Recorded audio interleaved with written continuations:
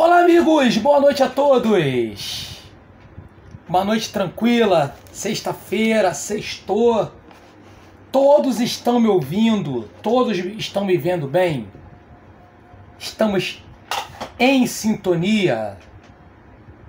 Tranquilo, né, gente? Então vai transcorrer nossa aula perfeitamente tranquilo. Lohana levantou, baixou a mão, foi sem querer, né? Show de bola. Deixa eu só desativar teu som para não dar interferência. Mesmo esquema, né, gente? Como assim mesmo esquema? Qualquer dúvida, pergunta, colocação, você pode abrir o áudio, perguntar, ou se você também ficar à vontade, pode escrever pelo nosso chat, né? Procura ser pergunta curta, se for escrito, para ficar fácil de eu ler e responder, entendeu? Se for uma pergunta longa, separe em 2, 3 perguntas, aí fica fácil para eu poder ler, né? E obviamente fica legal para todo mundo, fica aí uma experiência bacana, bem deliciosa para todos nós. Beleza? Tranquilo? Bom, meus amigos, claro que não tem como eu não falar, o pessoal perguntando muito sobre o projeto do dia 12/10, dia da Padroeira do Brasil, Nossa Senhora da Aparecida, dia também das crianças. O que acontece? Será um projeto que nós teremos de 9 às 4 da tarde, de língua portuguesa, administração pública, história de Japeri, que inclusive eu enviei um material, tá, para vocês aí, um material realmente do que vai cair de história de Japeri, já com a retificação. Pô, me deu um maior trabalho para fazer esse material, beleza? É um material que a maior parte dele foi tirada do TCE, né? O pessoal tá pegando a fonte errada para estudar, beleza? E a fonte certa é o TCE socioeconômico de 2021, beleza? E dali foi construído esse material. Quem acessar esse material do TSE vai ver que são 239 páginas, que obviamente para eu filtrar, porra, eu tive que ler coisa pra cacete e resumir pro que vai cair, até porque tinha parte que ele falava de outros municípios, outros estados, até mesmo outros países, né? Aquela famosa encheção de linguiça, né? E que obviamente eu filtrei para Japeri. Tá lá o material, aquele ali vai ser o material da nossa aula teórica de História de Japeri, e obviamente o projeto a gente também vai falar sobre ele, beleza? A gente vai resolver questões, ponto. Nosso projeto é um projeto de resolução de questões. Vamos fazer 150 questões de prova, tá? Com certeza, no mínimo, a metade da prova a gente vai resolver nesse projeto, cara. Metade. Então, tipo assim, importantíssimo. Anderson, por que tu tá falando com a gente do projeto? Claro, porque eu quero que vocês, que são alunos da turma regular, façam parte do projeto, porque é uma coisa boa e é R$20 só. Por quê? Porque o que pode acontecer e vai acontecer nesse projeto? Em 2 dias a gente já está quase a metade das vagas vendidas, tá? Serão dispostas 80 vagas, a gente já tem quase 40 alunos matriculados em 2 dias. Então, consequentemente, eu acredito que semana que vem já cabe a matrícula, na metade da semana que vem, sei lá, não sei, é difícil precisar. Então ficaria muito ruim para mim, né, o aluno que estuda com a gente no curso, pô, antes eu quero fazer o programa, não tem vaga, porque o que acontece, o nosso sistema, ele buga, literalmente buga, com 100 pessoas. Então, tá entendendo? Consequentemente, tem esse problema, então tem limitações realmente, não é nem porque a gente não quer, não é como aquela coisa física que a gente arruma uma vaguinha, aperta um pouquinho a carteira, encaixa mais um, então não é papo de vendedor realmente não, tá? É realmente papo de professor, tá? Embora eu seja os dois, claro, mas nesse momento está prevalecendo o professor, então se você puder fazer, vale super, hiper, mega, ultra pena, assim como qualquer coisa que você possa fazer de exercício, em especial prova anterior. esse projeto para elaborar vai dar muito mais trabalho do que a aula em si do dia 12, tá? Porque vai ser um trabalho de pesquisa em cima de provas anteriores, em cima de recorrência de conteúdo que cai em prova, exatamente para no dia 12. Vai dar mais trabalho para fazer o material do que necessariamente para dar a aula, beleza? Então, vale super, hiper, mega, ultra pena, preço R$20 o primeiro lote, evidentemente daqui a pouco vai virar o lote, né? Aí já entra o papo do vendedor, é verdade mesmo, tá?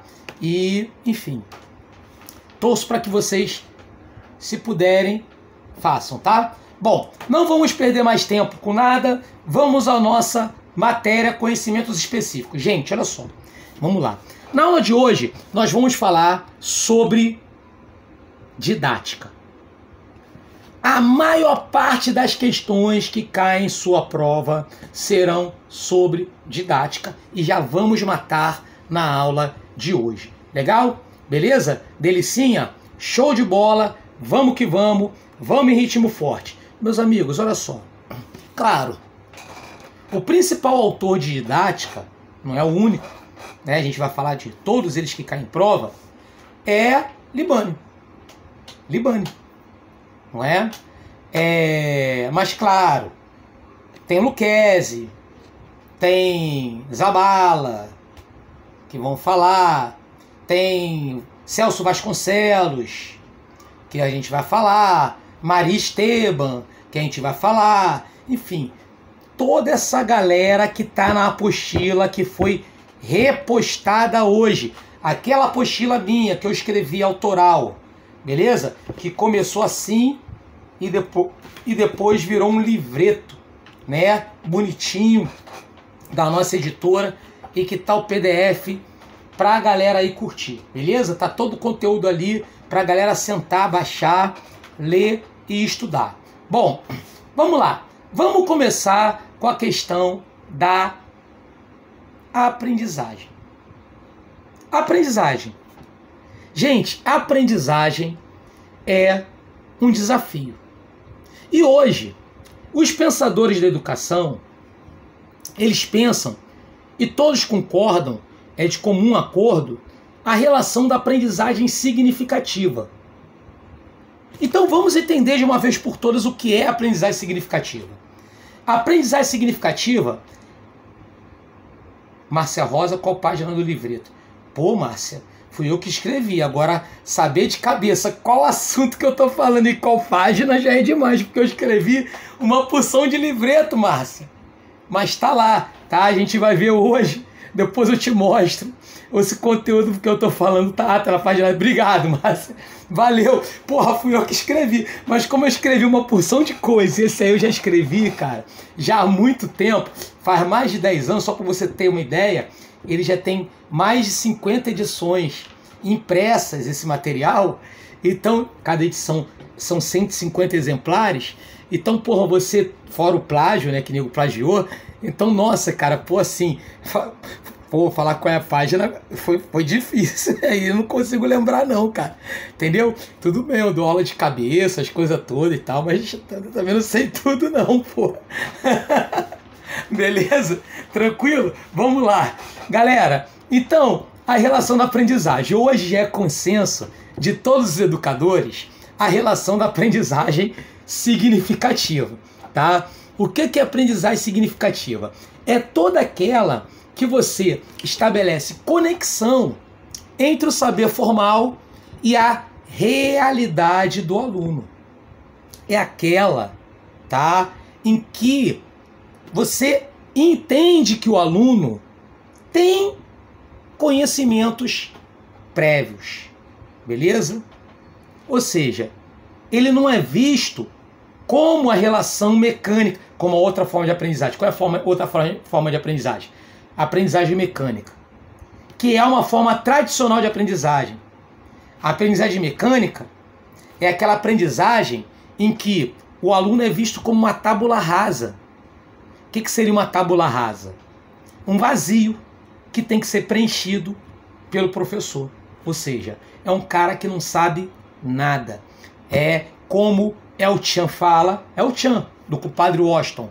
sabe nada inocente, né? A aprendizagem mecânica é essa, é aquela que é baseada na repetição, é aquela que é baseada na memorização, ou seja, leva-se em consideração muito mais o conteúdo do que necessariamente a importância do conteúdo para o aluno. Claro que preciso nem dizer, mas já estou te dizendo, que isso é condenado nos dias de hoje pela aprendizagem significativa. Que ela vai de contra tudo isso, porque a aprendizagem significativa é aquela cuja a prioridade é estabelecer sentido na aprendizagem. Como assim sentido? É fazer com que o aluno encontre sentido naquilo que ele faz. Nexo.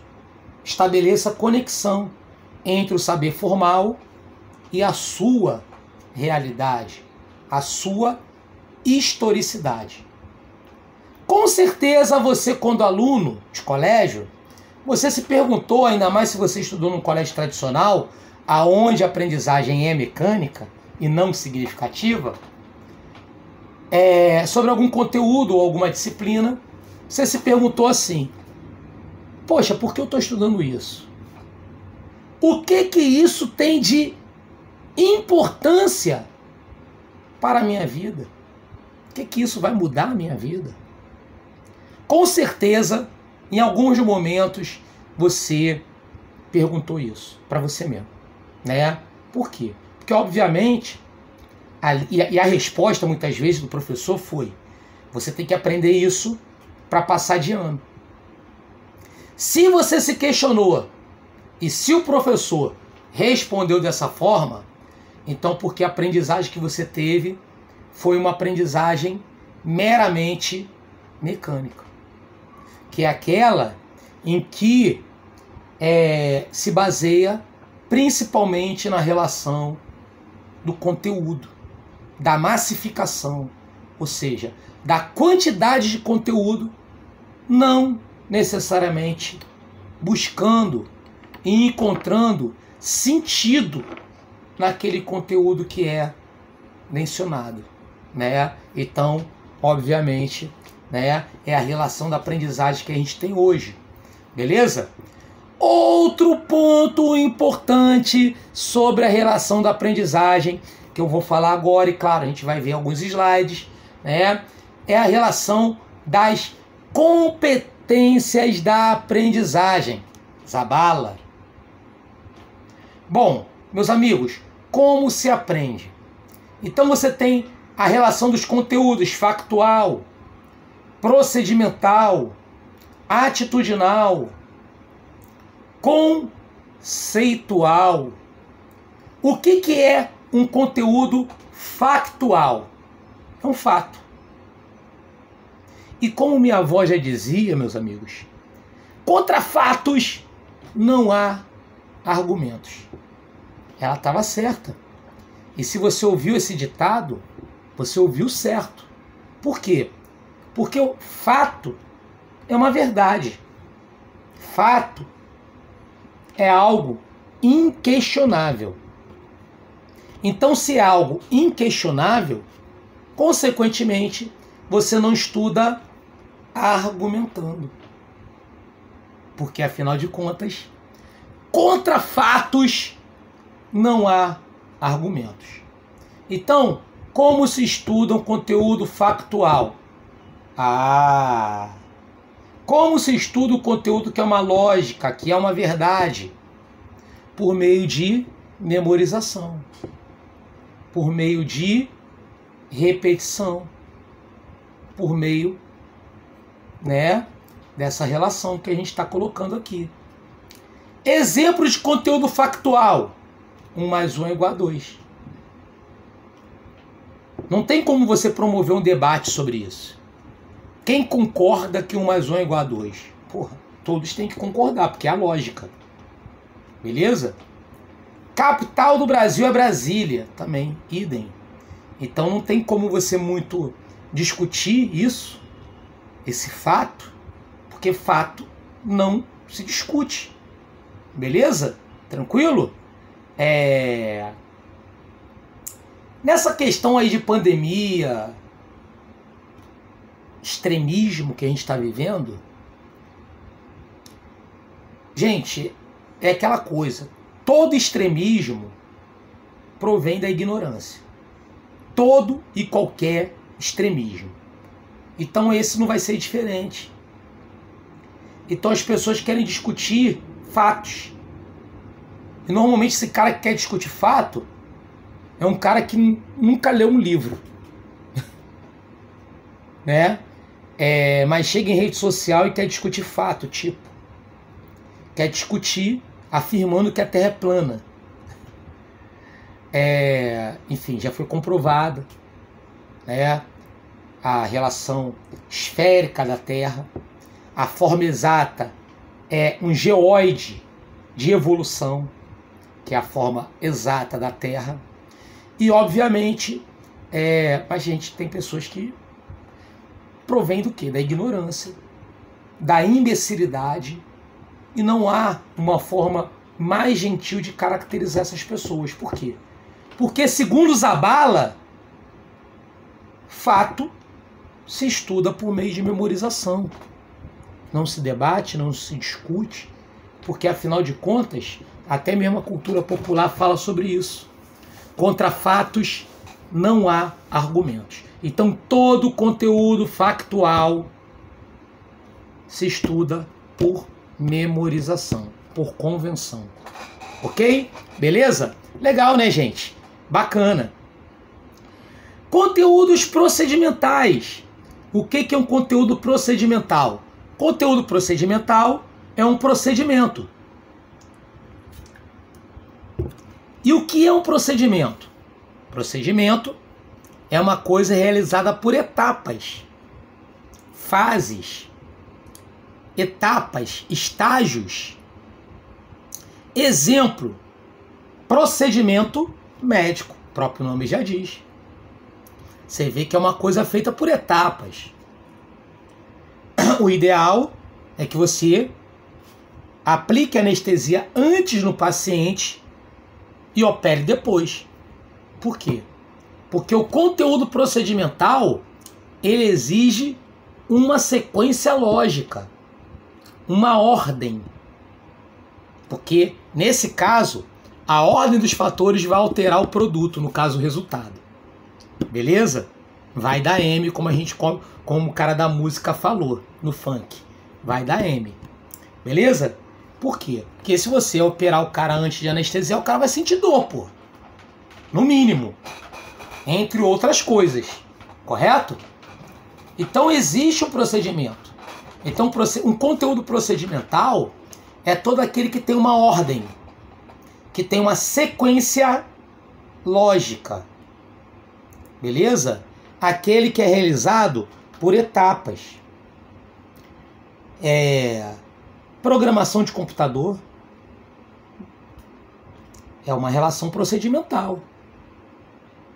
Operação de microcomputador, telefone celular. Essa molecada hoje, os jovens, né? Eles são muito procedimentares, né? Porque eles vão ali, futucam e acabam mexendo ali, né? Vira e mexe quando dá problema nos meus aparelhos aqui. Eu pego aí um aluno meu lá, que eu tenho maior dificuldade, e ele vai lá, 6º ano, 7º ano, mexe, destrava o troço todo, né? Conteúdo procedimental. Mecânica. Pode ser uma mecânica básica. Trocar um pneu de carro, por exemplo. Você vê que tem uma ordem toda para aquilo ali.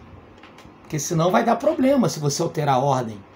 Por quê? Porque todo conteúdo procedimental tem rigor, tem ordem, tem rigidez. Entendeu? E, obviamente, tá? Conteúdo procedimental se estuda como? Por meio de manuais. Por meio de manuais. Por meio de prática. Sim. Práticas que você vai ali seguindo. Correto? Por meio de instruções. Famoso passo a passo. O famoso tutorial, que a gente tem muito no YouTube, né? Boa parte das coisas que eu resolvo hoje, resolvo por tutorial, né? Porque você vê que aquela coisa ali, ó, igual receita de bolo, né? Passo a passo, né? Característica que você tem para toda a relação de conteúdo procedimental. Como você estuda isso? Por meio de prática, por meio de manuais, por meio de instruções. Então, beleza. Vimos que o conteúdo atitudinal é uma verdade, né? E, consequentemente, é um fato. E vimos que você estuda por memorização. Vimos que o conteúdo é procedimental, você estuda por meio de etapas, por se tratar exatamente de uma relação de sequência lógica. E o conteúdo conceitual e atitudinal. Gente, atenção, porque esses dois confundem. Um conteúdo conceitual e atitudinal, você estuda os dois, por isso que está a confusão, da mesma forma. Como assim? Você estuda por meio de vivência, debate, reflexão, experiência. Correto? Anderson, então como eu vou diferenciar o conteúdo conceitual do conteúdo atitudinal? Pelo que é cada um deles. Como assim, professor Anderson? Pelo que é cada um deles. Pelo que é um conceitual e pelo que é atitudinal. Exemplo. Conteúdo conceitual é um conceito. E o que é um conceito? Conceito é uma teoria. E Anderson, não sei o que é teoria. Teoria é uma ideia. É um pensamento. Ponto. Tá? E atitude? Atitudinal. É atitude. E atitude é o quê? É uma ação. Toda atitude é uma ação. A ação. Correto? É ética. É conduta. É comportamento. Ok? Beleza? Tranquilo? Então o que acontece? Ó.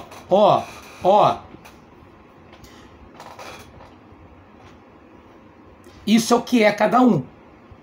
Como você estuda esses conteúdos?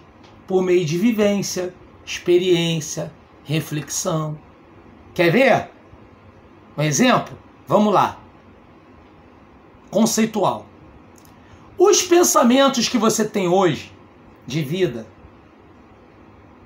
são os mesmos pensamentos que você tinha há 10 anos atrás?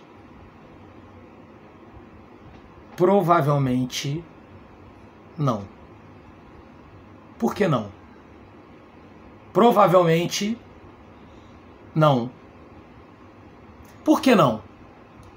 Por conta da vivência, experiência, situações que permitiram que você mudasse a sua forma de pensar, mudasse o seu conceito. O que fez você mudar o seu conceito? Vivência, experiência, reflexão, diálogo, debate. Beleza? Agora vem as atitudes que você toma hoje. Será que são as mesmas atitudes que você tomaria há 10 anos atrás? Provavelmente não. No meu caso, não mesmo. Beleza? Não mesmo. Tá? Há 10 anos atrás eu cometi muito erro, gente. Nossa, não que eu não cometa hoje, mas eu tento acertar com meus próprios erros hoje. Por quê? Porque as minhas atitudes são diferentes. Por meio de reflexão, vivência, debate, discussão, experiência. Repara o detalhe. O que fez eu mudar minhas atitudes foi a mesma coisa que fez eu mudar os meus conceitos, os meus pensamentos. Vivência, experiência, reflexão, correto? Então, o conteúdo atitudinal você estuda da mesma forma que o conteúdo conceitual. O que vai diferenciar um do outro na prova é o que é cada um. Conceitual é um conceito, conceito é uma ideia, é uma teoria, é um pensamento. Atitudinal é uma atitude. Atitude é o quê? Uma ação. Ética é um comportamento. Ok, gente? Maneiro? Delicinha, né? Muito bom, né? Bacana, né, gente? Legal, muito maneiro, muito bacana.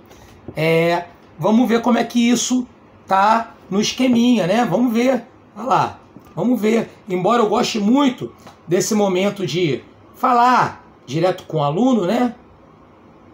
Assim, eu acho que até é o diferencial do nosso curso, né? Em relação aos outros cursos online, né? Eu vejo que os outros cursos online são, não criticando, estou caracterizando, é muito mais do mesmo, né? É aquela coisa muito tecnológica, é aquela coisa muito multimídia, cheia de bonequinho passando, mas não tem muito esse tratamento cara na cara, né?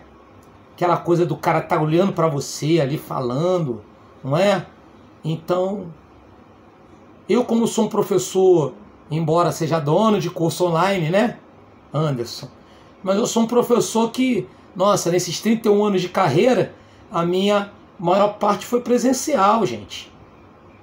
Então, eu meio que tento englobar um com o outro.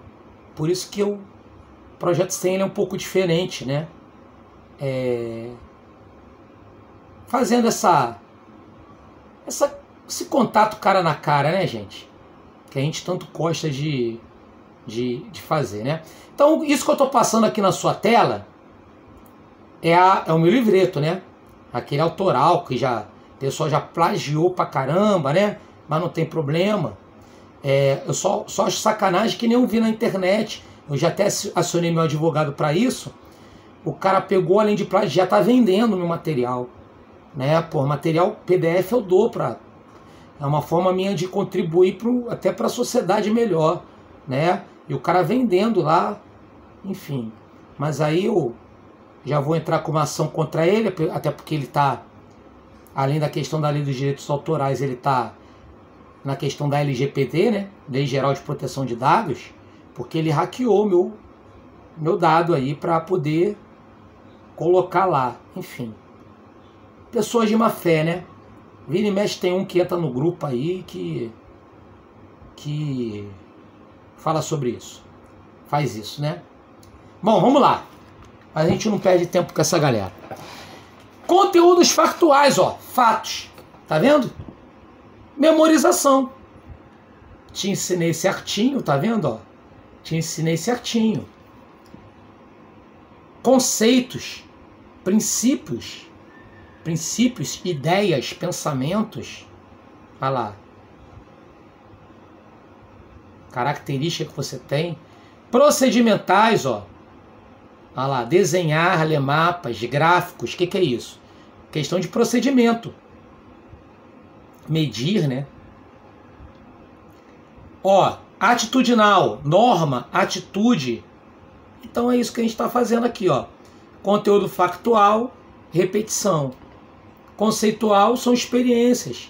Procedimental, né, é questão de manual, etapa. E atitudinal também é experiência. Porque é ética, é comportamento. Então, são situações aí que a gente observa bem bacana. Legal? Outro conteúdo que eu já vou aproveitar aqui, ó, é uma questão que cai muito em prova, que é a relação do multi, pluri e transdisciplinaridade, que está no item 10 do nosso livreto, que você vai assistir essa gravação e vai ver lá, ok? O que a gente está falando agora? sobre multi, inter, pluri, transdisciplinaridade. Zabala. O que ocorre? Ocorre que estamos falando sobre integração de conteúdos. Espera aí. Deixa eu voltar aqui para ver vocês um pouco.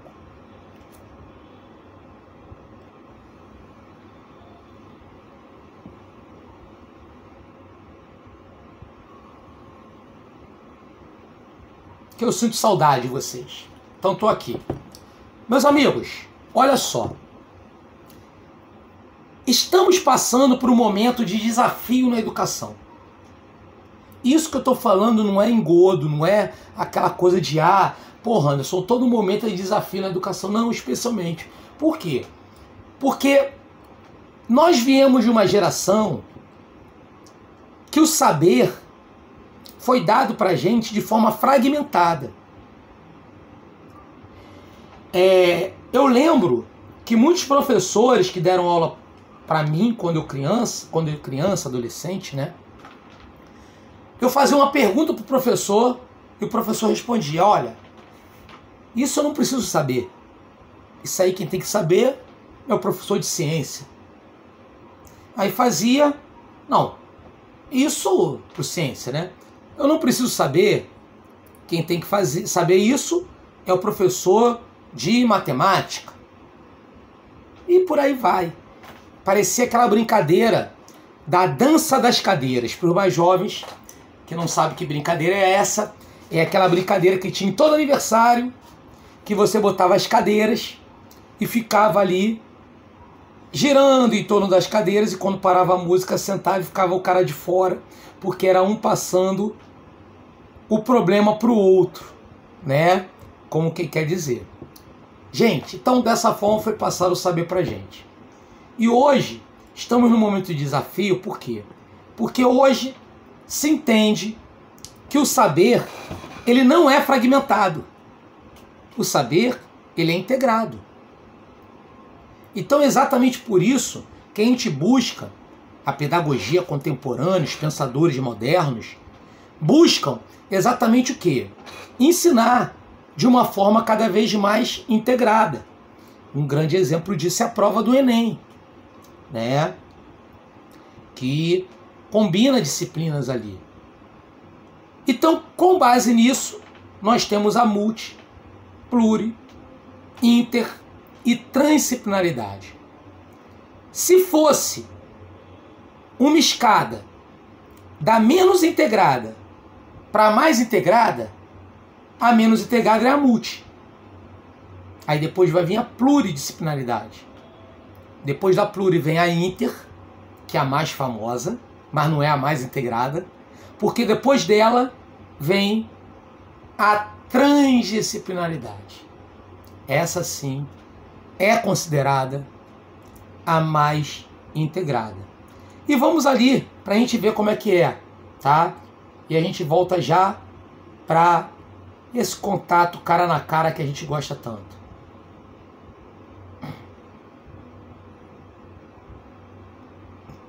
Pois bem,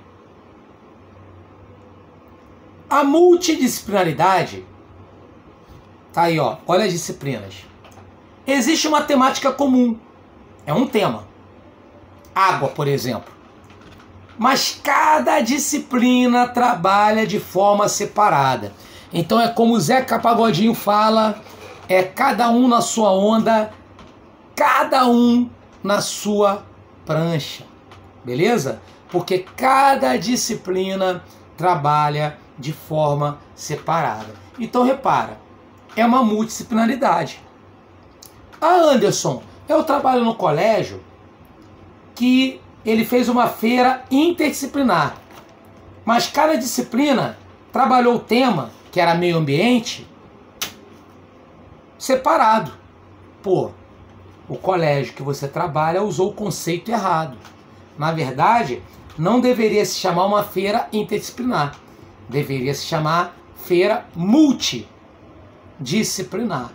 Por quê? Porque a multidisciplinaridade, o que une é o tema. A única coisa que tem em comum. Porque as disciplinas trabalham separadas, que são esses quadradinhos que estão separados aí. Multidisciplinaridade. Olha as setinhas. Muito parecido com o multi, quer ver? É um único tema. As disciplinas também trabalham separadas, ok? Tá? Elas trabalham separadas. Mas existe o quê? Uma cooperação entre elas. Então a única coisa que diferencia ela da multi, a pluri, da multi, é a cooperação. Como assim, professor Anderson? Cooperação entre as disciplinas. Num dado momento, por exemplo, está lá a pesquisa. Vamos imaginar uma pesquisa, uma feira de ciências.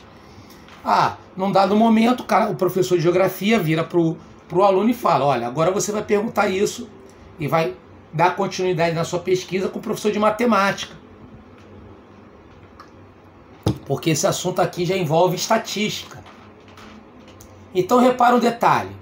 Cada um na sua onda, cada um na sua prancha. Trabalham de forma separada. No entanto, existe uma cooperação entre elas, entre as disciplinas. Então estamos falando de uma multidisciplinaridade. E a interdisciplinaridade? Chegamos finalmente na mais famosa de todas. A interdisciplinaridade é exatamente aquela em que as disciplinas trabalham de forma integrada. Estão integradas? Estão trabalhando juntas? Opa! Então é interdisciplinar. Anderson, quantas disciplinas tem que ter integradas para ser considerada interdisciplinaridade? Mais de uma. Se tiver duas, já é interdisciplinaridade. 3, 4, 10. Não precisa ter número, como eu vi já. Tu vê, né? É muita gente aventureira em curso preparatório. Vi gente ensinando errado. Falando, tem que ter tantas disciplinas para ser considerado. Não, tem que ter mais de uma. Você vai ter que integrar uma ou outra, correto? Não tem que ter. No número tal ou número tal é interdisciplinaridade. Não existe isso, gente. Tá? Ponto. Se você integrou duas disciplinas, já é interdisciplinaridade. Exemplo, o Enem. O Enem, né? A avaliação lá do ensino médio, aquela coisa toda. O que acontece ali? Ali é uma prova interdisciplinar. Você vê que ele integra ciências humanas, ciências matemáticas, ciências da natureza. Ele cria ali uma integração. Na mesma questão, por exemplo, envolve química, física, muitas vezes mais química e biologia, né? E ciências. Enfim, história e geografia na mesma, né? Linguagem, por exemplo. Ele coloca ali língua portuguesa, artes, até mesmo educação física entra ali na integração, né? Então, nesse caso é o quê? Uma interdisciplinaridade. Anderson, então, a grosso modo, multi trabalha separado, pluri trabalha separado, mas tem cooperação, inter trabalha integrado. E a trans? Olha só como é que é a trans, a zona, no bom sentido, ó. É seta para tudo quanto é lado. Por quê? Olha só, vou te explicar e vou voltar para você me ver. A transdisciplinaridade é quando as disciplinas estão tão integradas, mas tão integradas, que você não consegue discernir, ou seja, diferenciar aonde acaba uma e começa outra disciplina. Por isso que tem seta para tudo quanto é lado. Como assim, professor Anderson? Vem comigo aqui, ó.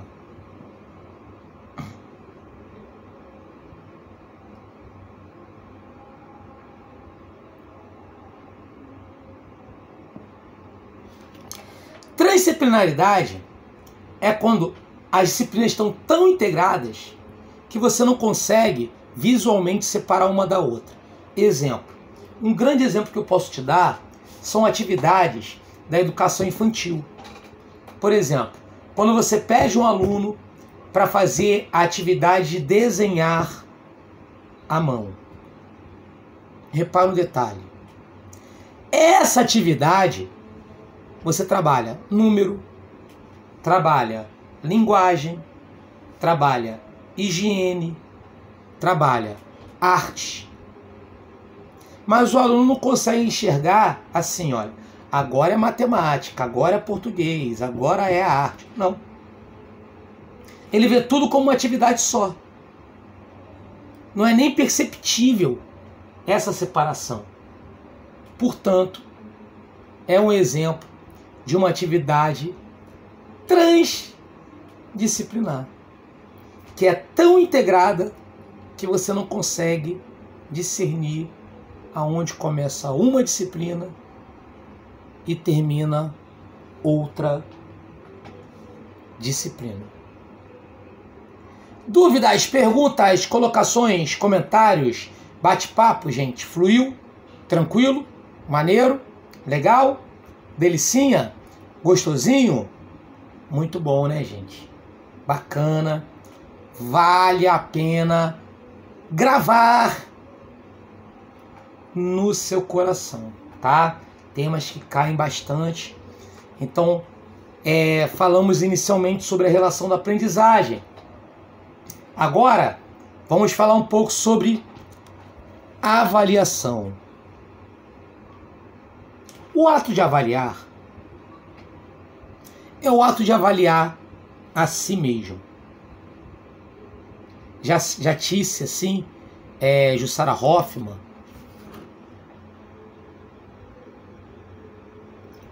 o erro não deve ser visto como fim,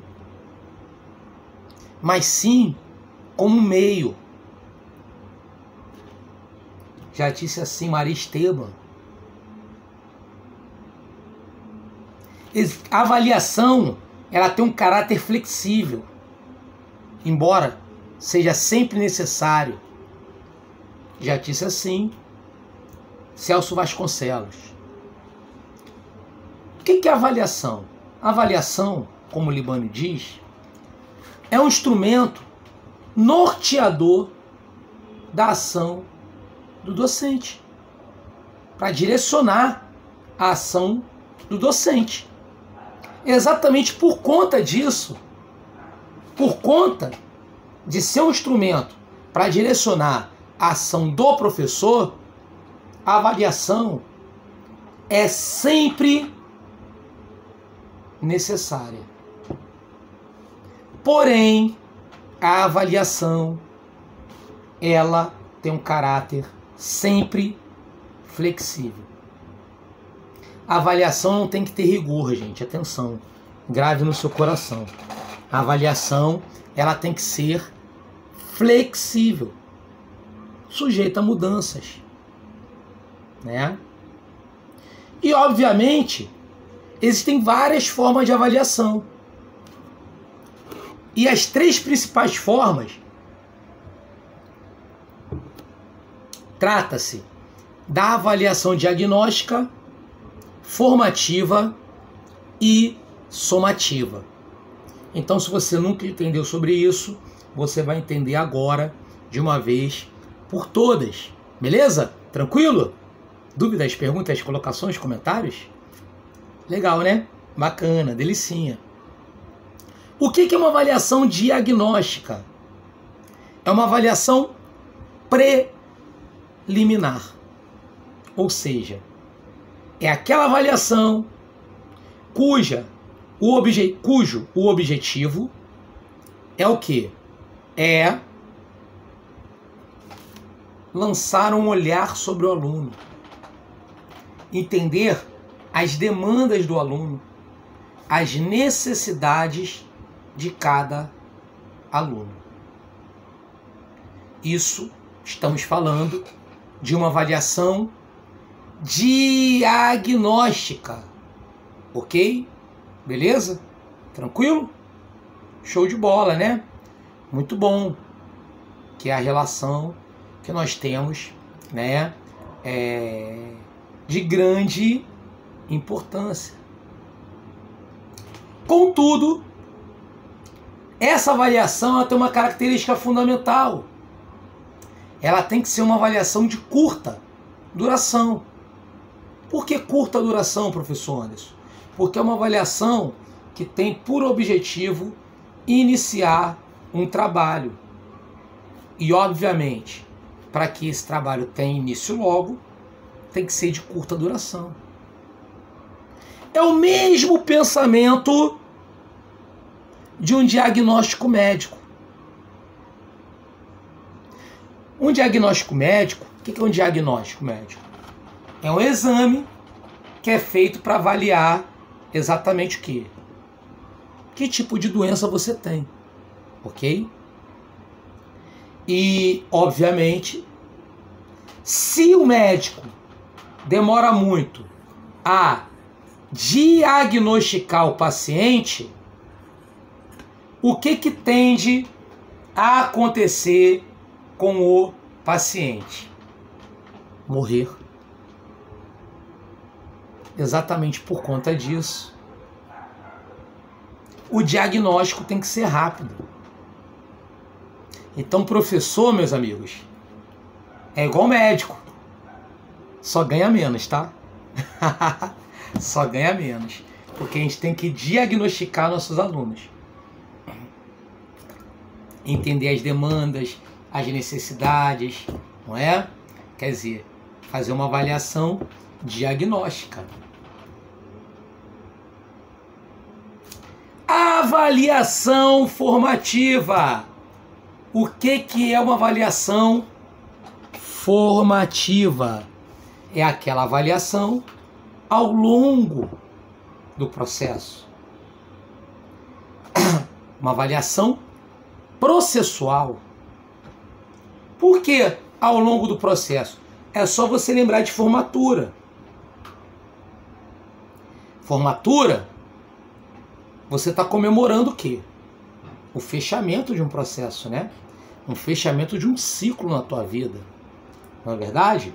Por isso tem toda aquela honraria, né? Por quê? Fechou um ciclo. Porque a avaliação processual é aquela ao longo do processo. Só você fazer essa associação. A avaliação processual, gente, é a avaliação, que é a avaliação formativa, é a avaliação mais flexível que tem. Por quê? Porque como a avaliação formativa é aquela que ao longo do processo, ela tem uma relação contínua, consequentemente você pode alterar, criar formas de rever sua avaliação, se necessário for. Aí, mais uma vez, reforça a característica que eu estou empregando aqui, né? Que é a flexibilização da avaliação. A avaliação não pode ter rigor, ela tem que ser flexibilizada. Ponto. Beleza? Ok? Ficou claro? Show de bola. Por fim, nós temos a avaliação somativa. O que é avaliação somativa?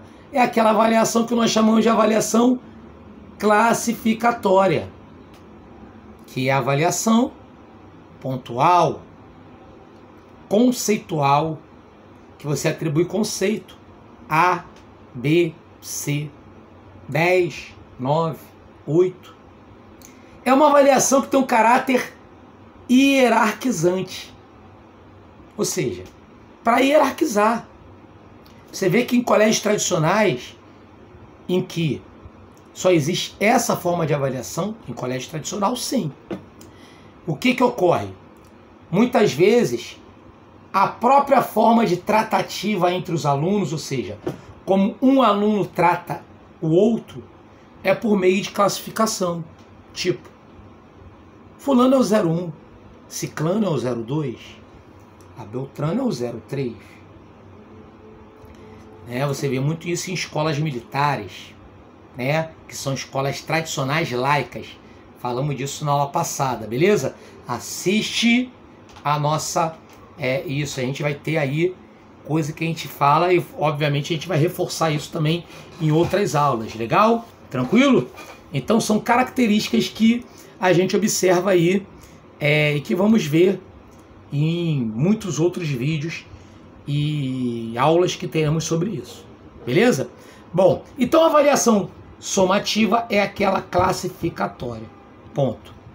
Beleza? Tranquilo? Então são as formas que nós temos de avaliação. Planejamento. Meus amigos, aqueles que já leram o livreto que eu enviei para vocês, viram que na parte do planejamento eu escrevo o seguinte: imagina você, planejamento escolar, tá, gente? Tá? Eu não viajo na maionese, não. Mas é que eu gosto de puxar o aluno para a leitura, né? Aí eu falo, imagina você fazer uma viagem sem se planejar. A probabilidade dessa viagem dar errada é muito maior do que ela dar certa. O mesmo acontece na escola. Claro. Aula sem planejamento, a probabilidade de dar errado é muito maior do que dar certo. Então, qual é o objetivo do planejamento? Primeiro, prever situações. Anderson, como assim prever situações?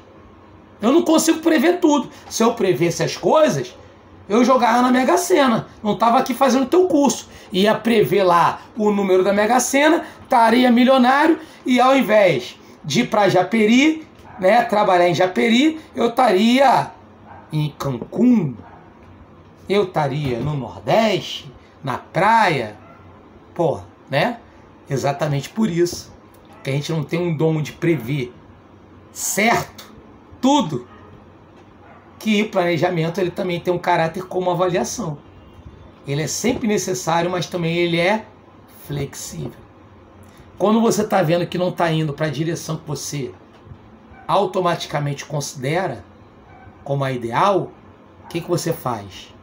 Um replanejamento. Por quê? Porque o planejamento ele tem um caráter flexível. Mas o objetivo do planejamento é o quê?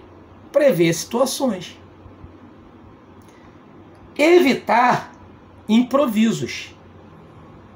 Esse termo improviso muitas vezes é visto positivamente, mas na educação ele é visto negativamente.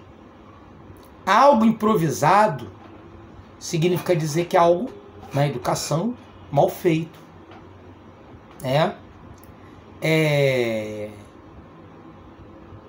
Há um tempo atrás, eu dando aula num curso presencial, eu recebi uma crítica que eu não entendi muito bem, né? Porque, assim, boa parte das minhas aulas eu dou de cabeça, né? Até porque vamos e viemos, né? São 31 anos trabalhando nisso. Eu não comecei um curso agora, eu comecei a dar aula disso, dou aula disso há 31 anos. Então, boa parte do conteúdo, claro, eu memorizo. Embora, claro, eu crio um planejamento para cada aula minha, né? Eu tenho um planejamento, eu tenho um cronograma que eu sigo, que é o edital do concurso, e todo ele vai ser dado, ponto. Tá?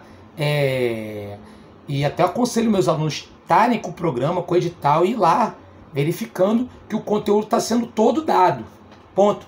Mas talvez assim, o aluno que eu estava assistindo minha aula nesse curso lá presencial, ele estranhava, porque ele estava acostumado com os outros professores, com livros, folhas, né, lendo, e eu lá de cabeça, falando lá 4, 5, 6, 8 horas, ininterruptamente, escrevendo no quadro, e tipo assim, né, ele duvidou inclusive da autenticidade das coisas que eu estava colocando, e fez uma crítica, né, falando que minha aula era muito improvisada. Não é, tá, gente? Até porque improviso na educação é ruim. A minha aula é planejada, ponto. Claro, nem tudo sai de acordo com o que eu planejo. Exatamente por isso que a gente cria um replanejamento. Eu lembro que eu estava dando aula semana passada até para um outro curso que teve muito problema técnico durante a aula. Muito problema técnico. Então, automaticamente, muita coisa que eu planejei que ia acontecer, eu tive que replanejar. Que era online, né? Então, são situações que acontecem. Exatamente por isso que planejamento, ele não tem que ter rigor. Planejamento, ele tem que ter um caráter flexível, como o Libânio fala, né? E olha, meus amigos, planejamento tem etapas, que são as etapas do planejamento.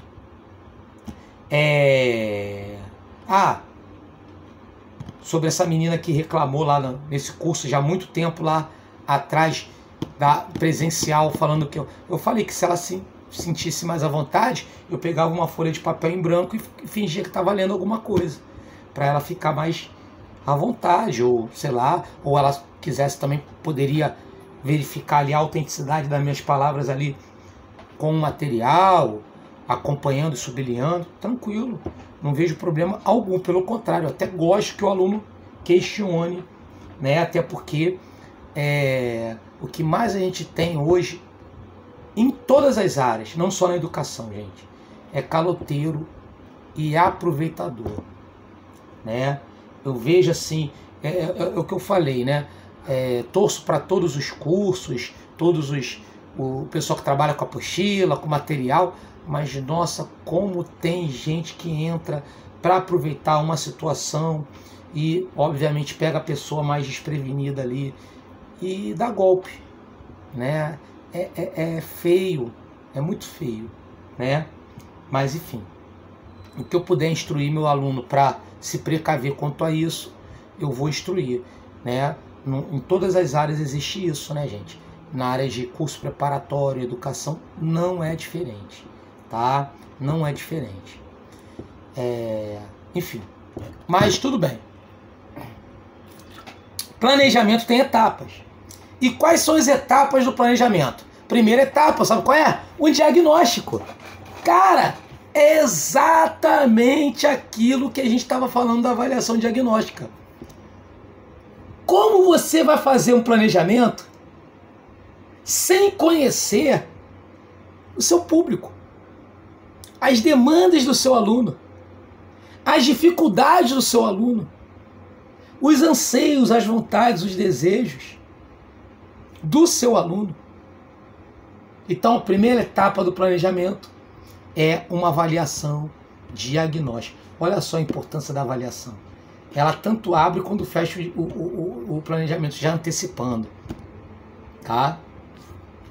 Segunda etapa, definição dos objetivos. São os objetivos. Aonde você quer chegar? A terceira etapa são as estratégias e os recursos. Como assim? Como você vai chegar e o que você vai usar para chegar nos objetivos traçados anteriormente. Ok? Né? Não, minto. Antes das estratégias. Não, vamos lá, pela ordem. Vamos lá, ratificando. Diagnóstico. Objetivo. Seleção dos conteúdos. Quais serão os conteúdos trabalhados para chegar àquele determinado objetivo? Depois da seleção dos conteúdos, aí vem estratégias e recursos. Como você vai chegar, como você vai trabalhar aqueles conteúdos, quais recursos, quais estruturas você vai utilizar para trabalhar aquele determinado conteúdo, para chegar no objetivo. E por fim, nós temos o quê? uma avaliação para saber se você chegou nos objetivos alcançados, previamente determinados. Anderson, esse por fim significa o fim, pronto e acabou? Não. Como eu falei para vocês, o planejamento, ele não é intransigente. O planejamento, ele não é rigoroso, ele é flexível. Então, caso você não tenha atingido os objetivos, você pode fazer o quê? Um replanejamento e automaticamente voltar lá para o início. Por quê? Porque o planejamento ele não é linear. Ele tem essa relação cíclica. Beleza? Circular. Porque, obviamente, né, a avaliação ela não é vista como o quê? Um fim, mas um meio. Correto? Tranquilo? O erro, né? Como Maria Esteban fala. Legal? Tranquilo? Show de bola, maneiro. Vamos ver isso. Aí, ó, que maneiro.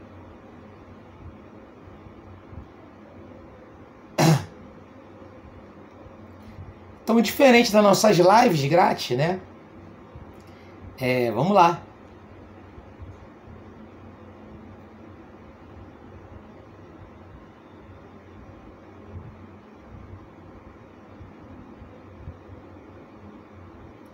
Aqui eu falo de planejamento e avaliação, olha que coisa bacana.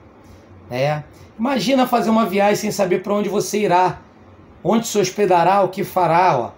Ela pode ser ótima, mas haverá espaços para muitas coisas darem erradas no trajeto, não é? Aí eu vou conversando com você ali e vou te explicando o que é planejamento e obviamente ali também muito bacana, né? Vou ali naquela brincadeira, naquele ritmo maroto, como o outro colega, outra aluna falou durante minha aula, aquele ritmo maroto, mas um ritmo maroto com objetivo para você ali entender, né, o conteúdo.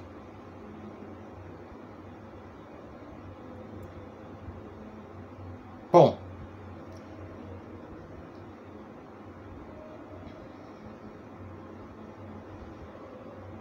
planejamento é um processo de racionalização, organização e coordenação da ação docente, articulando a atividade escolar e a problemática do contexto social, ou seja, lançar um olhar sobre o aluno, uma relação diagnóstica do aluno, né? Então tem todo um contexto social. Para Libânio, o planejamento escolar é o planejamento global da escola, envolvendo o processo de reflexão, de decisões sobre a organização, o funcionamento e a proposta pedagógica da instituição. Olha as etapas aí, ó. Diagnóstico, vamos definir o objetivo, vamos selecionar o conteúdo, olha lá, ó. Seleção dos recursos, instrumento de avaliação, né? Tem uma avaliação, olha, foi maneiro? O feedback foi legal? Não? Então a gente vai para um replanejamento, olha lá. Ele tem muito mais a ver com um círculo do que com uma reta. Avaliação formativa. Avaliação que ocorre durante o processo de formativa, né? Não, vou pela ordem que eu expliquei. Vamos lá. A avaliação diagnóstica. A avaliação que permite o professor conhecer os outros alunos. Saber sobre determinado assunto, sendo de necessária atribuição de notas. Antes do início da aprendizagem. Tomada de decisão, o planejamento. Formativa. A avaliação que ocorre durante o processo de ensino e aprendizagem. Apresenta o caráter regulador, mediador. Não é medir, tá? Não é mediar, tá? O que é interagir. inclusivo, colaborativo, reflexivo, dinâmico, durante todo o processo de construção do conhecimento. Possibilita a obtenção de evidências de aprendizagem, a tomada de decisão para replanejamento ou planejamento das ações. Te ensinei certinho, você tira a onda que eu te ensinei certinho. É a questão que a gente está colocando aí.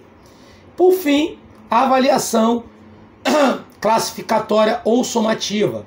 Essa avaliação tem por objetivo verificar a aquisição de um conjunto de conhecimentos que se materializa no registro em diário de classe, ao final de um conteúdo, de um período, de uma etapa educativa ou de um ano letivo, para certificar, comparar, medir, cuidado, não é mediar, nesse caso aí é medir mesmo, o sucesso e o insucesso através de atribuição de notas. Seus resultados podem servir de indicadores para ações formativas ou aprimoramento do plano de gestão da escola. É a relação aluno, professor, comunidade escolar, tudo.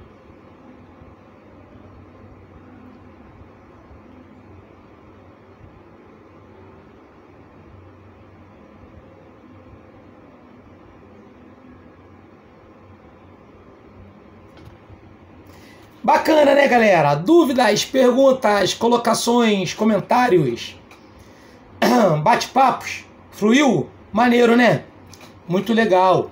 Então, ó, com certeza teremos várias questões do que nós falamos agora.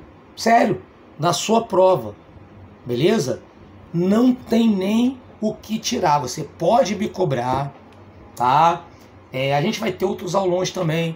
Eu vou dar também outros presentes para vocês. O que é presente? Presente é aula de graça. Presente de professor é aula de graça, pô. Né? O pessoal fala, Anderson, eu quero presente. Me dá, faz um pix para mim. Pô, não dá, sou professor, cara. Não é assim. Professor não dá pix de presente não, pô. Né? Professor dá aula de presente de graça. Tem algumas aulas que serão gratuitas. Outras serão outros projetos que serão pagos, né? Com preço legal. Ou então com preço para aluno que já é matriculado reduzido, comparação a outros, quando o preço não for popular, entendeu? Mas o que eu quero dizer para vocês e chamar a atenção é que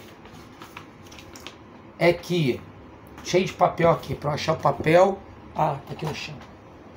Opa! Que a gente vai ter várias coisas que vão ocorrer, né? O conteúdo todo vai ser dado tranquilo, nesse ritmo muito legal, um ritmo muito bonito, e que, obviamente, a gente também vai fazer outras coisas para reforçar, não é? Como assim reforçar?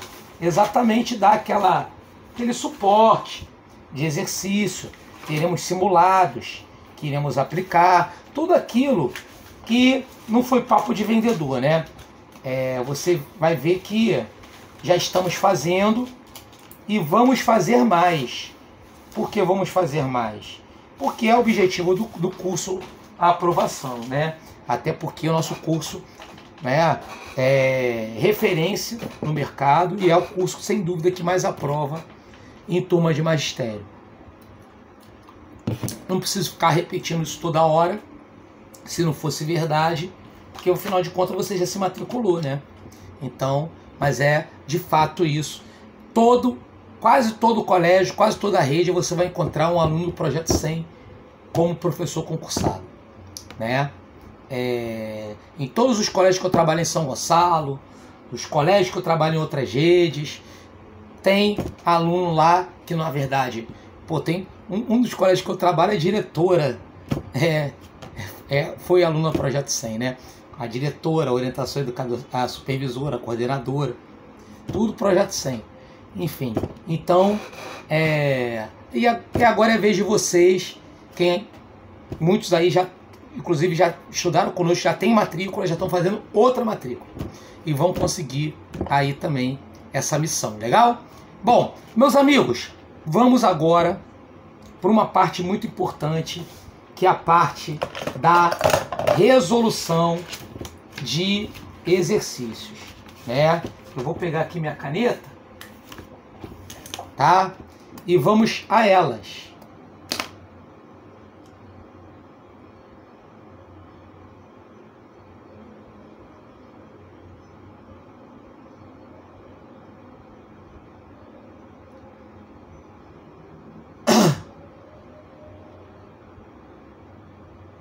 Enfim, o outro PDF que eu enviei para vocês, né? É esse aqui, PDF didática especial, né?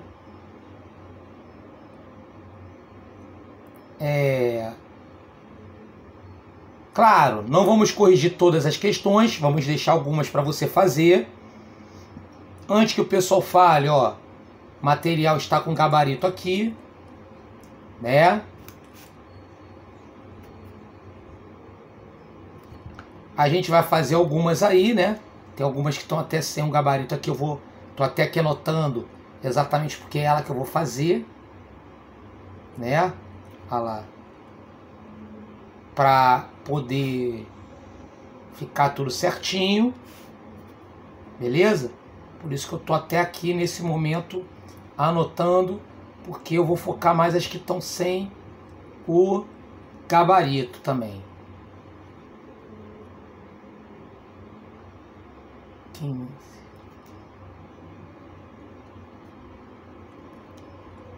E outras eu vou deixar para a galera fazer também depois, né? É importante que o pessoal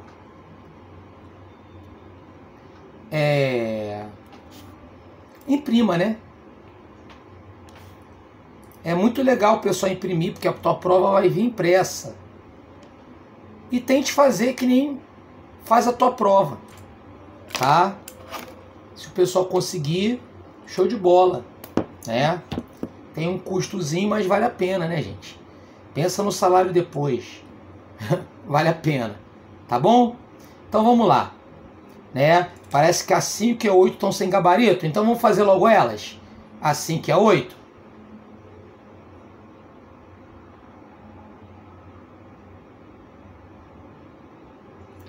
A elaboração do planejamento é um processo mental que precede a ação, mas é relativo a uma situação desejada e ocorre tendo como referência 3 dimensões da ação humana, consciente e intencional, considerada como essência da elaboração do planejamento.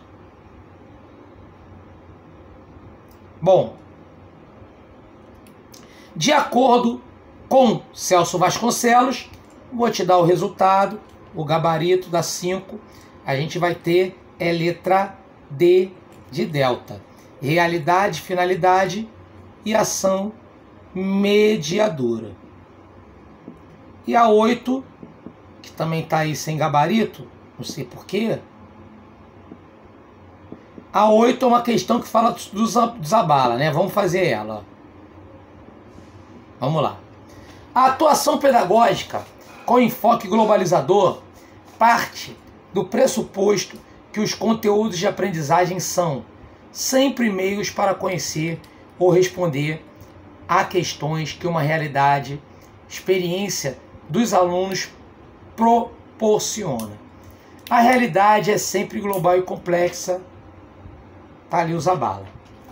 De conteúdo de aprendizagem que institui, o que a gente pode colocar aí? O que ele quer? Para você encaixar aonde é procedimental, atitudinal, conceitual. Então vamos lá. 1. Os conteúdos pontinho pontinho envolvem a participação ativa do aluno na experimentação, atenção, no exercício de habilidade. Então o cara tem que ter habilidade. A habilidade tem a ver com o quê? Procedimento, correto? Então, conteúdo procedimental. 2, ó. Os conteúdos pontinho pontinho podem ser pensados como transversais. O que é o conteúdo transversal? Conteúdo que não se prende a uma disciplina, vai além daquela disciplina. E no caso é o conteúdo programático. Podemos trabalhar valores, valor, ética, norma. Contribuir para um papel, para um desenvolvimento do ser humano ético, responsável, obviamente, atitudinal. Beleza? 3. Os conteúdos, pontinho, pontinho, envolvem competência cognitiva, observação, abstração, imaginação, comparação, imaginação, reflexão, obviamente, conceitual. Então ficou procedimental, atitudinal e conceitual. Letra B de Bombril. Letra B de Bombril. Então tá aí agora todo o gabaritozinho bonitinho pra galera, né? Vamos fazer algumas, né? Pra gente finalizar nossa sexta-feira, vamos fazer algumas. Fazer a 1. A avaliação somativa, como exames finais também, pode e deve cumprir finalidades da ação formativa. Mas em outro nível, para os alunos, é tarde demais, mas não para o professor e para a instituição, que podem e devem utilizar esses dados para avaliar o processo e tomar decisões que ajudem a melhorá-lo. Em alguns países, e em boas universidades, a tendência emergente, no que diz respeito à avaliação, é levar em conta os resultados finais dos alunos, no nível institucional, para tomar decisões de políticas educacionais de formação do professorado. Nessa perspectiva, marque a alternativa correta. Resposta, letra D de delta. Avaliação somativa, olha lá, realizada no final do curso, tá certo? Ela também é chamada de avaliação final, consiste em classificar, aí ó, avaliação classificatória, os alunos com os níveis de aproveitamento. Ou seja, ela é uma avaliação classificatória. Portanto, tá certa. Resposta, letra D de delta. Dúvidas, perguntas, colocações, comentários, bate-papo, gente? Fluiu? Tranquilo? Maneiro? Legal, né? Vamos fazer essa 2 aí, ó. VOF. A interdisciplinaridade implica a existência de um conjunto de disciplinas interligadas e com relações definidas, que evitam desenvolver as suas atividades de forma isolada, dispersa ou fracionada, sendo, portanto, um processo dinâmico que procura solucionar problemas de investigação. Verdadeiríssimo. Verdadeiríssimo. A transdisciplinaridade compreende um conjunto adquirido de forma plural, sendo, portanto, uma corrente de pensamento mais aberta e que busca dar uma resposta ao método tradicional das divisões de disciplinas, sendo mais integrada. Verdadeiro. A transversalidade e a interdisciplinaridade são modos de se trabalhar o conhecimento que buscam uma reintegração de aspectos que ficaram isolados um dos outros pelo tratamento disciplinar, certo? Claro. Com isso busca conseguir uma visão ampla e adequada da realidade que tantas vezes aparece fragmentada pelos meios de que dispomos para conhecê-la e não porque ou o seja em si mesmo. Verdadeiro. Com a interdisciplinaridade questiona-se a segmentação ou fragmentação dos diferentes campos de conhecimento. Te ensinei certinho, tá vendo? Bacana, né? Buscam-se, por isso, os possíveis pontos de convergência entre várias áreas e suas abordagens conjuntas, propiciando uma relação epistemológica entre as disciplinas. Com ela, aproximamos mais propriedade dos fenômenos naturais sociais, que são normalmente complexos e irredutíveis ao conhecimento obtido, quando estudados por meio de uma única disciplina. Tá certo. Você vê que ele faz uma crítica à fragmentação, à segmentação, verdadeiríssimo, resposta letra A de amor, tudo verdadeiro. Beleza? Tá aí, tranquilo, show de bola, né? A questão 3,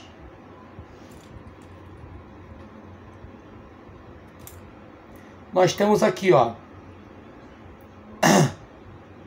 questão do planejamento de ensino. O que a gente pode considerar como objetivo específico, né, e geral. Objetivo específico a partir dos objetivos educacionais? Não. Falso. Porque a gente teria os objetivos gerais.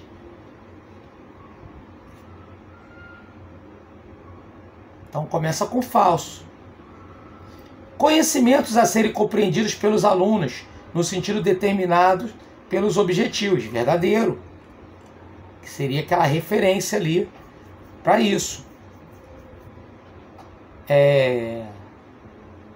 Procedimentos e recursos de ensino que estimulem e orientem e promovam a atividade de aprendizagem.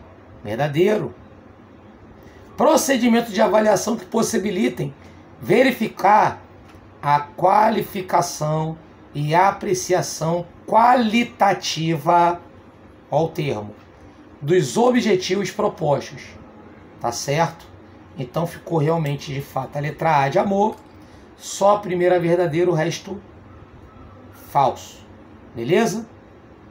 Né? Essa 4 eu vou pular para a galera, depois fazer. A 5 já fizemos. A 6, né, eu vou pular para o pessoal fazer depois. A 7 também.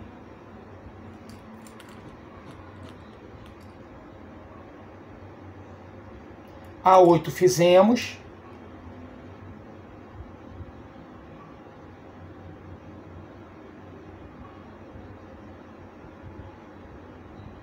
Vamos fazer a 9. A 9, a avaliação como processo de classificação está limitada por ter em sua raiz a homogeneidade como prática de investigação. Se configura numa perspectiva de heterogeneidade, abrindo espaço para que o múltiplo e o desconhecido ganhem visibilidade. O erro passa a representar um indício, entre muitos outros, do processo de construção do conhecimento. Tinha que ser a Maria Esteban para falar isso. Por quê? Porque o erro é visto como um meio e não como um fim. E isso é o que ela disse aí nesse enunciado.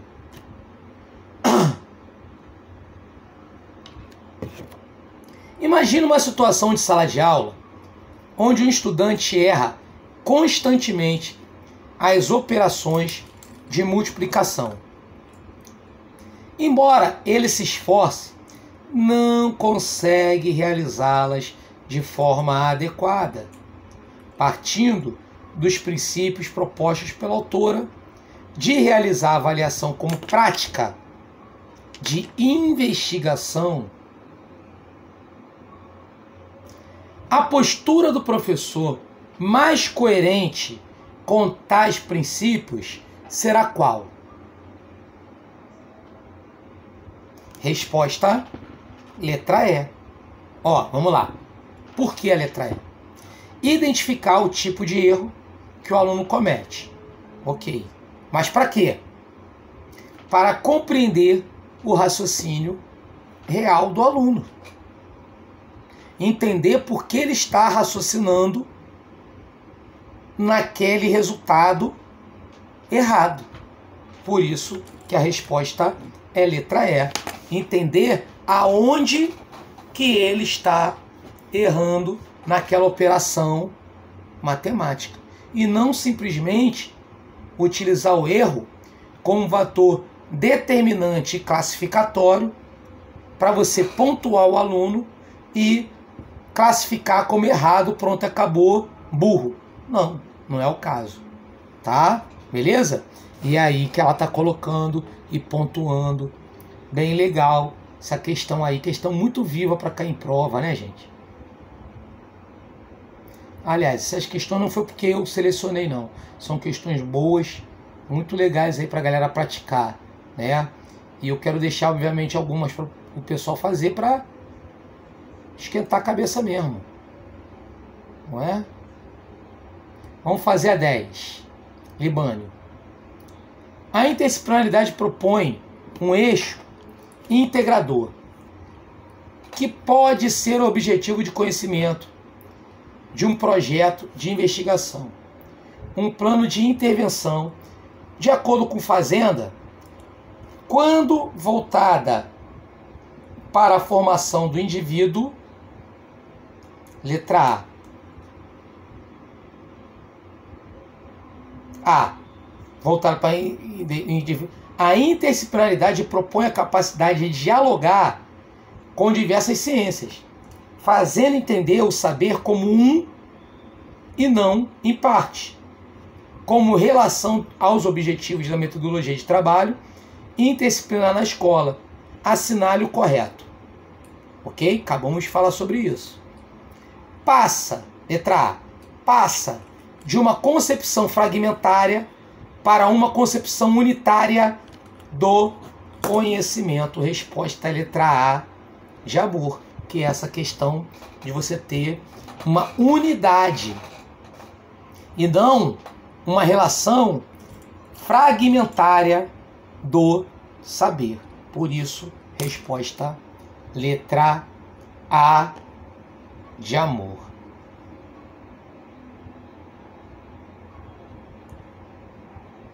Essa 11 do Libânio é para classificar aí, fazer uma brincadeira, né?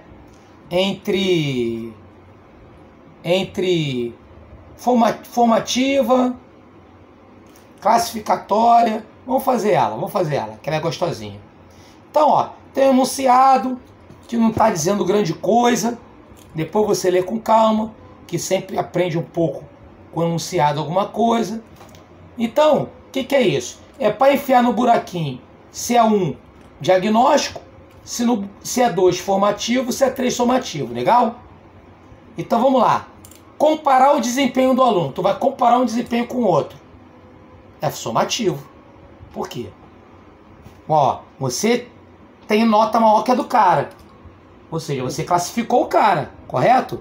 Se classificou, é somativo, entre o 3.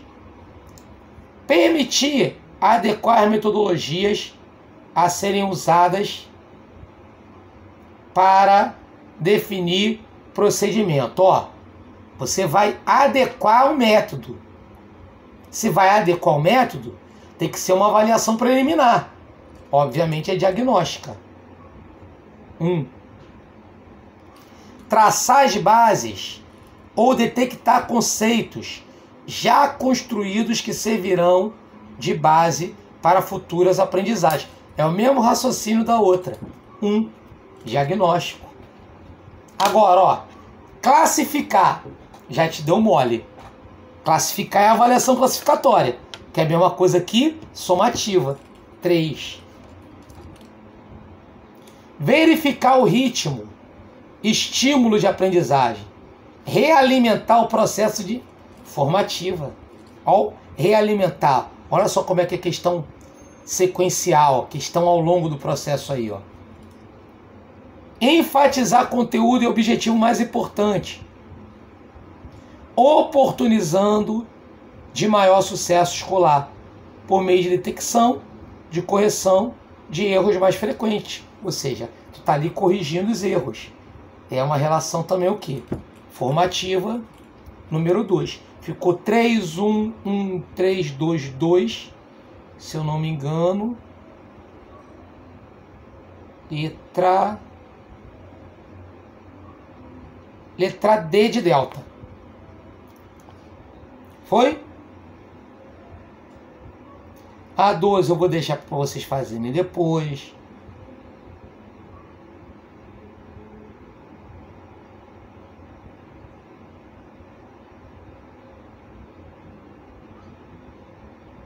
A 13 é tranquila, eu vou deixar para vocês fazerem. O pessoal só de olhar já imagina qual é a resposta.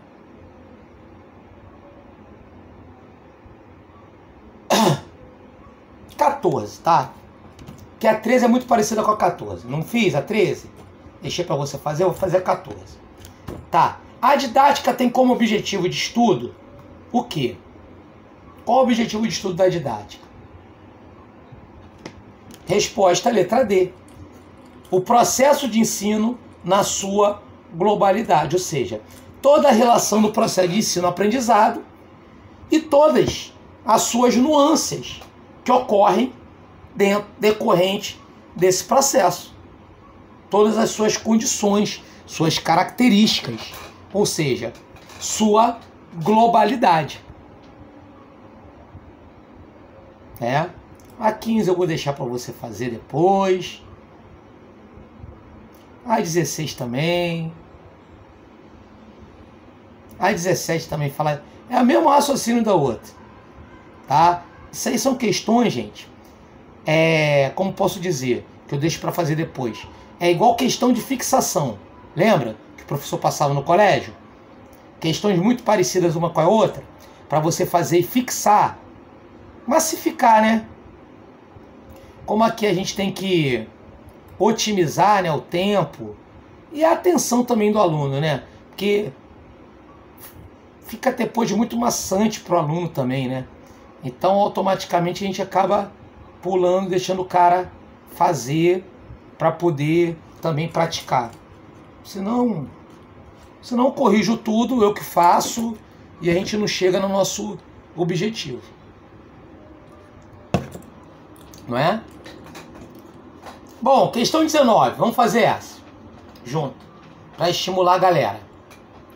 Em relação aos aspectos do planejamento, assinale a opção correta. Sequência hierárquica do mais amplo, ou seja, aquele mais amplo para o mais restrito em relação ao planejamento. Ok? Então, qual é o mais amplo de todos? Planejamento educacional, porque ele corresponde à educação. É o que é maior, né? Aí depois vem o planejamento escolar, que corresponde àquela determinada escola.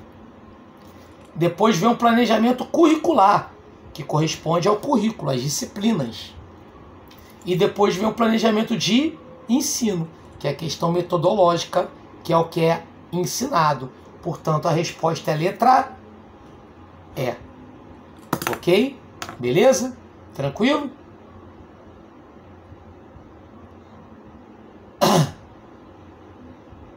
Questão 20, olha lá. Já pega o planejamento escolar, que eu acabei de falar o que é e explicar. Pergunta quais são as funções. Tá vendo? Então fica para você de fixação.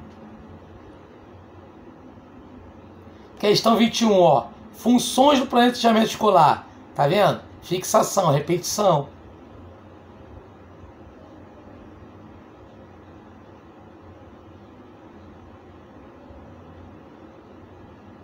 Questão 22. Vamos fazer ela.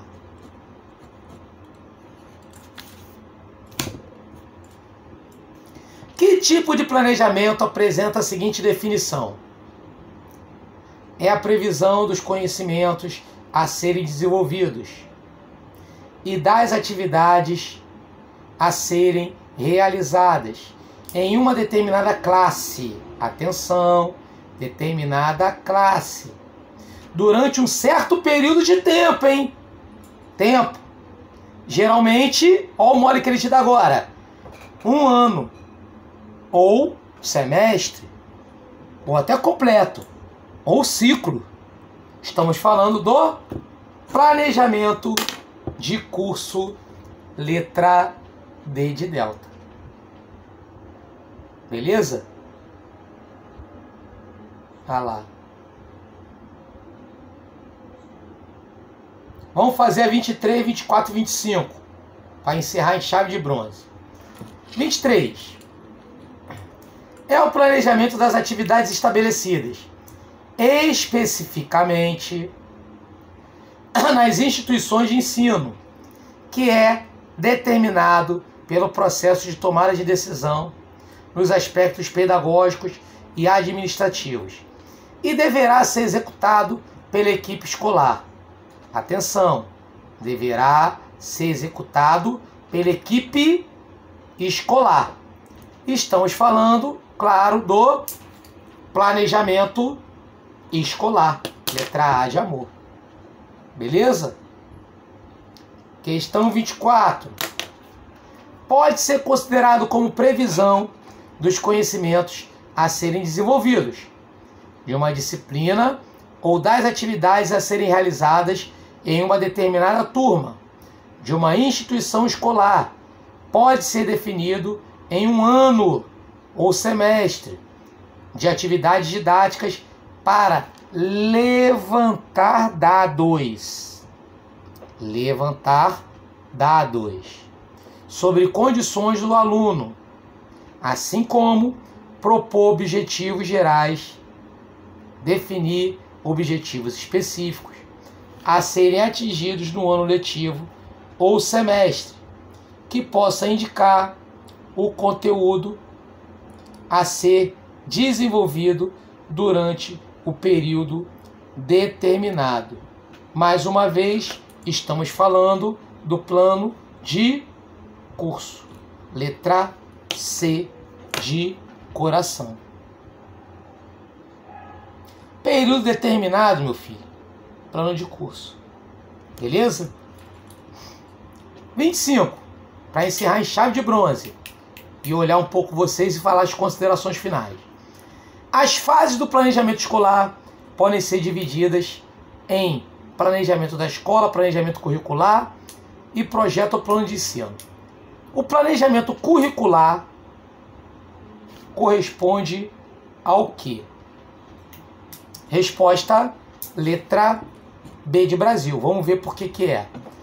A proposta geral das experiências de aprendizagem que serão oferecidas pela escola e incorporada nos diversos componentes curriculares, podendo ter referência, está aí dizendo aí, ó, os seguintes elementos: fundamentos da disciplina, área de estudo, desafios pedagógicos, encaminhamento, proposta de conteúdos e processos de avaliação. Claro que é o planejamento curricular que fala, obviamente, porque trata-se da disciplina, trata-se do currículo, né? Então, obviamente, corresponde a isso. Beleza, meus amigos sobreviventes que estão aí até o final da nossa live, nossa aula. Meus amigos, dúvidas, perguntas, colocações, comentários? Bacana, né? Então, mais uma vez, nossa aula aí cumpriu o objetivo, né? Falamos sobre o assunto didática. Muito bacana. Pratiquem em cima de exercícios, provas anteriores. Teremos várias outras aulas, tá? Mais uma vez, termino a aula convidando a todos para o nosso aulão. Primeiro lote, R$20. Dia 12/10, feriado, tá? Português, administração pública, história de Japeri, né?